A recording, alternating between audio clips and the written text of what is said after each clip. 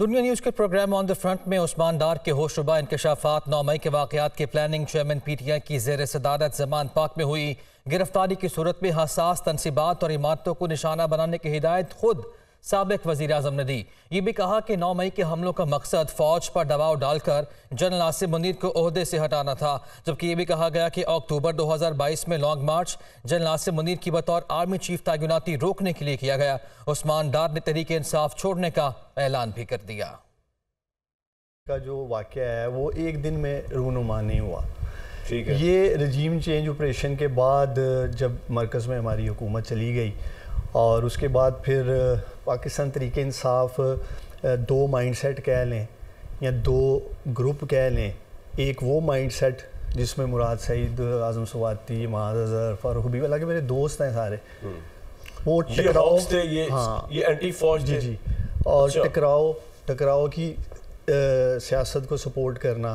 گرفتاری تھی نا خان صاحب کی، اس کو لے کے پورے پنجاب میں سے، کبھی کے پی میں سے ورکرز کو کال کر لیا جاتا تھا۔ اس کا مقصد کیا تھا؟ پریشر ڈالا کہ عمران خان گرفتار نہ ہو؟ ہاں، اور کیا تھا؟ یہی تھا نا، ہیومن شیلڈ۔ ہاں، ایک ہیومن شیلڈ کہہ لیں۔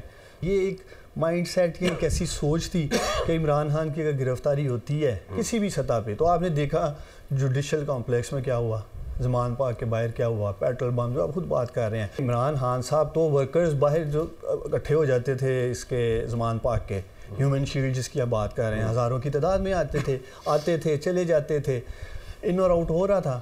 اور میں سمجھتا ہوں وہ ایک ایسی ذہن سازی ورکر کی ہو گئی کہ ہم نے عمران خان کو گرفتار نہیں ہونے دیں۔ یہ تو بات ہو رہی تھی میٹنگز میں کہ اگر گرفتاری کی صورت میں ہم نے ریاستی اداروں پہ حملہ آور ہونا ہے، اور اس کے بعد کیا کہتے ہیں، یہ جس تسلسل کی میں بات کر رہا ہوں، ٹکراؤ کی اور ورکرز کی جیسے ذہن سازی کی میں نے آپ سے بات کی ہے، تو یہ ایک وہ پورا تسلسل تھا۔ جن میٹنگز کا میں دیکھتا رہا ہوں، جب یہ لوگ بات کرتے تھے کہ اگر ہمیں ریاستی اداروں کے اوپر حملہ آور بھی ہونا پڑتا ہے تو اس بیانیے کو عمران خان سپورٹ کرتے تھے۔ ایکسپیکٹڈ تو تھا خان صاحب نے گرفتار ہونا ہے، اور ورکر بھی جیسے میں نے آپ کو کہا کھڑے اکٹھے ہو جاتے تھے زمان پاک کے باہر، تو یہ نہیں پتا تھا کب گرفتار ہونا ہے۔ وہ ہوئے 9 مئی کو جا کے۔ وہ مائنڈ سیٹ جو اس بات پہ یقین رکھتا تھا کہ اگر ہمیں اداروں کے اوپر حملہ آور ہونا تک جانا، اٹیک کرنا یا ان کے انسٹالیشنز پہ حملہ کرنا پڑتا ہے، تو اس سے دباؤ کریٹ ہو سکتا ہے۔ ان کو شاید ادارے سے بھی یہ ایک